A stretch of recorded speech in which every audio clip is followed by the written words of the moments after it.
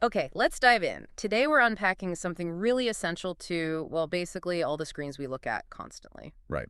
But something most people probably never think about. Exactly. We're talking about the glass-based LCD photomask market. It sounds technical, but it's really a critical piece, often overlooked, like you said. The source material we're using calls them the precision behind the screens. And the backbone of modern visual technology. Mm. That sums it up pretty well. It really does. So our mission today is to get into the details from this report we have. It tracks the market from 2021. Looks at where we are now, around 2025, and then projects out to 2033. And we'll pull out the key info, focusing just on what the report says about, country performance, growth drivers. And the big trends shaping things, all based strictly on the source.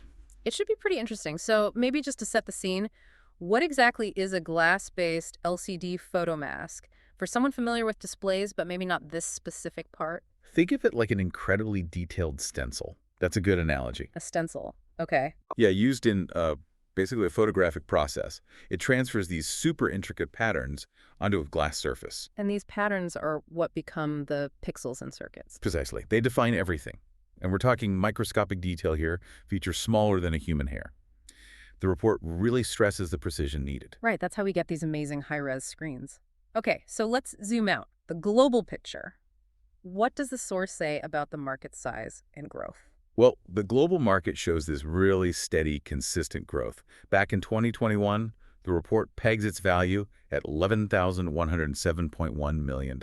Wow, over $1 billion for these tiny stencils. Yeah, it's significant. And looking forward, the projection is for $1,813.8 million by 2033. Okay, and that works out to what kind of growth rate? The compound annual growth rate, or CAGR, is calculated at 4.2% over that forecast period. So 4.2%, not exactly explosive, but definitely solid, reliable growth. A steady climb, yeah. So what's pushing that growth? What factors does the report highlight? There are several key things mentioned. First off, just the rapid developments in display tech itself. Things are always improving, getting sharper, faster. Which naturally pulls related markets along. Exactly. And that connects to the general growth in electronics and semiconductors. Plus, the report points specifically to rising demand for high-resolution panels. More pixels mean more complex patterns, right? You got it. And then there's the trend of miniaturization across all electronics. Components get smaller. So the patterns on the masks need to be even finer, more precise. Right. And all that together pushes manufacturers to adopt more advanced photomask solutions. Better technology is needed. So better screens and smaller gadgets driving the need for better mask tech. Makes sense. Okay, let's get into the regional breakdown. This is usually where you see some interesting variations. Absolutely. The regional analysis shows a definite global shift towards more sophisticated photolithography, but with clear hotspots. And I bet Asia-Pacific is leading the way. No surprise there. It dominates, mainly because of that huge electronics manufacturing base. What are the numbers looking like for APAC? The report shows it growing from about $462.8 million back in 2021, heading towards $819.2 million by 2033. Wow. And importantly, it's got the fastest CAGR globally, 4.6%. And within APAC, China's the giant. Yeah, the source highlights China is the global leader in display production overall. Its photomask market is projected to hit $340.6 million by 2033. Massive scale. But you mentioned variations. Yeah. Anything else stand out, Asia? India, actually. The report notes India has the highest TAGR within the region, a really strong 5.5%. 5.5%. That is high. What's the reason given for India's surge? It seems to be driven by rising demand in automotive displays and smartphones, two sectors seeing huge growth and needing better screens. Okay. And these established players like Japan and South Korea? Still growing steadily, backed by their big display manufacturers, South Korea, for example, is projected around $80.2 million by 2033. Japan around $65.9 million. Solid contributors. Got it. Okay, let's swing over to North America. How does that region compare? North America shows pretty solid growth, too. Its CAGR is 4%, right around the global average. And the total? This audio was created with Podcastle.ai. Its CAGR is 4%, right around the global average. And the total market size there? Projected to reach about $326.4 million by 2033. The U.S. is the leader, as you'd probably expect. What's driving the U.S. market specifically? The report points to consistent investments in microfabrication and R&D. So really investing in the underlying tech. And Canada and Mexico, they often have different industrial focuses. They do. Canada's growth, according to the source, benefits from its expanding photonics and semiconductor sectors. Those industries need this kind of precision. Right. And Mexico. For Mexico, it's more about the increasing integration of LCDs into automotive and consumer goods manufacturing. It plays a key role in those supply chains. Interesting how those local economic strengths shape the demand. Okay, what about Europe? Similar growth. Very similar, actually. Europe also tracks close to the global average with a $14 million by 2033. And who leads in Europe? Germany leads the region. The drivers mentioned are precision electronics and, again, automotive applications. Seems to be a common theme. And the UK. The UK's growth is supported by a rise in its own display manufacturing technologies. And the rest of Europe. France, Italy, Spain. Yeah, the report details steady contributions from France, Italy, Russia, Spain. Even Luxembourg shows growth. It suggests pretty broad adoption across the continent. Driven by different things, like industrial equipment in Russia's case, according to the source. Exactly. A mix of drivers across different countries. Okay, that covers the major developed regions. What about Latin America and the Middle East and Africa? Often a different story there. It is a different picture. The report flags Latin America for emerging opportunities. Countries like Brazil, Argentina, Colombia show decent expansion. Brazil being the largest? Yes, Brazil is the largest market there, projected to grow to over $50 million by 2033. Argentina and Colombia are smaller, but still expanding. Peru and Chile show more modest growth. And the Middle East and Africa? That region's growth is described as relatively subdued. In fact, the report gives it the slowest key AGR in the whole dataset. How slow? Just 1.7%. Wow, quite a contrast to APAC's 4.6% or India's 5.5%. A big difference. Egypt and Turkey show some small increases, but the rest of Middle East segment is particularly flat, even showing a slight dip around 2025 before a modest recovery. So different stages of market maturity or maybe just different industrial focuses compared to the leaders? Seems likely, based on the data. Okay, so pulling all this together. The global growth, the drivers like resolution and miniaturization, the dominance of Asia-Pacific, solid growth in North America and Europe, and then the slower pace elsewhere. What's the big takeaway? And maybe more importantly, why should you, listening now, care about this market for glass stencils you never see? Well, the big picture takeaway is this clear global trend. We're demanding more sophisticated photolithography, higher precision in making our displays. And that directly connects to the listener Because it fundamentally impacts the quality, the resolution, the sharpness of every screen you look at. Your phone, your laptop, your TV. Right. As we push for 4K, 8K, even higher pixel densities on smaller screens. The demand for these absolutely perfect, defect-free masks just intensifies. You need incredibly precise tools to make incredibly precise products, so the demand for these photomasks keeps rising.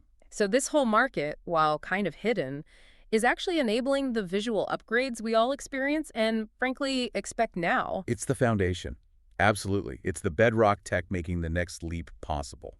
So we've journeyed through the numbers, the regions, the why behind the glass-based LCD photomask market. We've seen how this seemingly small component is crucial. Definitely highlights how these niche parts are critical to the whole picture of display tech and where electronics are heading. So maybe a final thought for you to consider as you're looking at whatever screen you're using right now. Think about how this underlying market trend, this constant push for better photolithography and more precise masks, is what directly enables that next jump in quality you'll see. That sharper image, that more vibrant display, maybe even on a smaller or foldable device.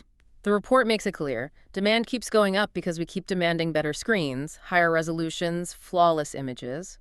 It all starts with the increasing need for these perfect, intricate masks. It's a quiet engine, but it's powerfully driving the clarity of our increasingly digital world.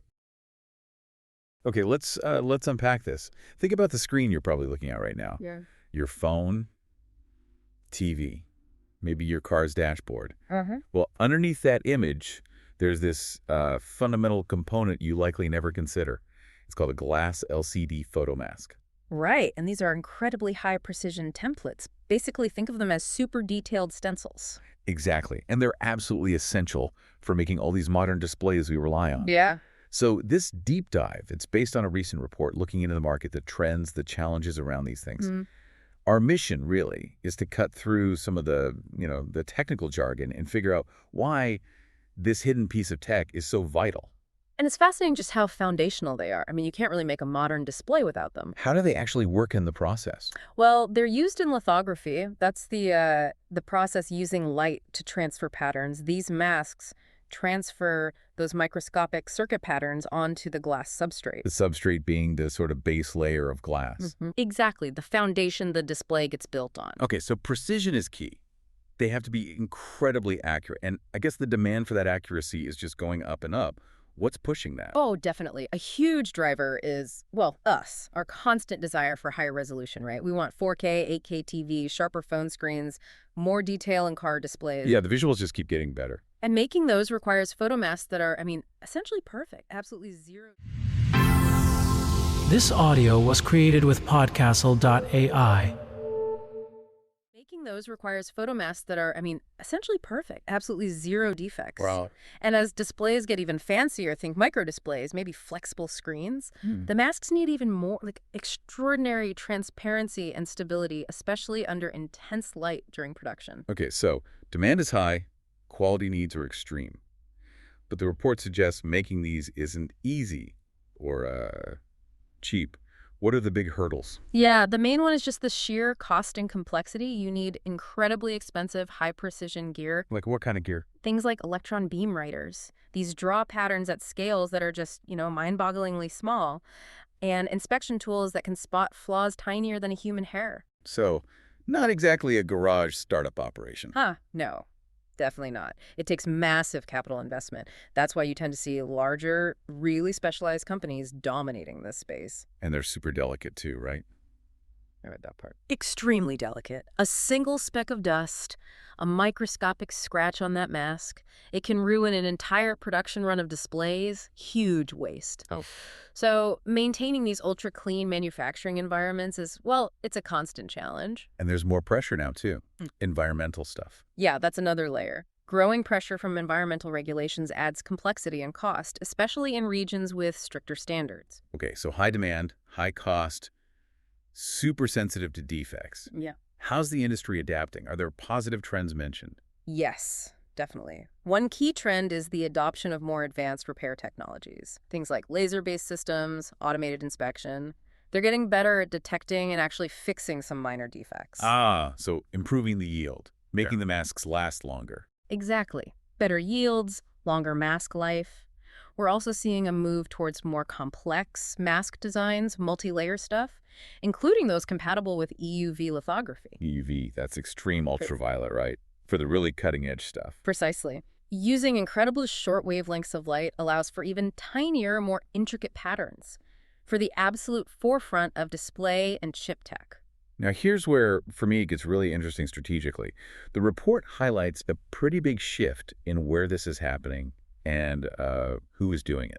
Absolutely. That's a key takeaway. There's this clear consolidation and concentration of production capacity happening, mainly in the Asia-Pacific region. Countries like Japan, South Korea, China. Those are the big players. Yeah. And the really interesting part, major display manufacturers themselves, the household names like LG Display, AU Optronics, BOE, they are increasingly making their own photomasks. Bringing it in-house. Vertical integration. Exactly. They're integrating this absolutely critical step right into their own operations. Why would they do that? It sounds incredibly expensive and complex, as we just discussed. Well, the report points to a few strategic reasons. By making their own masks, they can drastically cut down turnaround times. No more waiting for an external supplier. Speed. Speed and also control. Better control over quality throughout their entire manufacturing process. It can also improve cost efficiency in the long run, even with the initial investment. And maybe keeping the secret safe. That's crucial too. Helps them protect their vital technology know-how, their intellectual property, keeping it within their own walls, within their region. Okay, let's recap quickly. We have these invisible, but totally essential glass stencils, the photomasks, needed for pretty much every screen you use. Right. Demand is surging, driven by our need for better, sharper displays. But making them is incredibly costly, complex, and super sensitive to tiny flaws. A tough combination. And now the big trend is major display makers, particularly in Asia, taking direct control, making these critical components themselves. Which really brings us to a pretty significant strategic question, doesn't it? It really does. So here's something for you to think about. Given how utterly essential these high-cost defect cone components are. And seeing this big move by major manufacturers to bring production in-house, especially concentrated in Asia, how might that shake up the global supply chain for displays? Yeah, and what does it mean for innovation? Could it speed things up in some areas or maybe slow down global collaboration? What does this sort of hidden strategic shift deep in the supply chain really signal for the future of how our devices get made worldwide? Something to definitely mull over. This audio was created with podcastle.ai.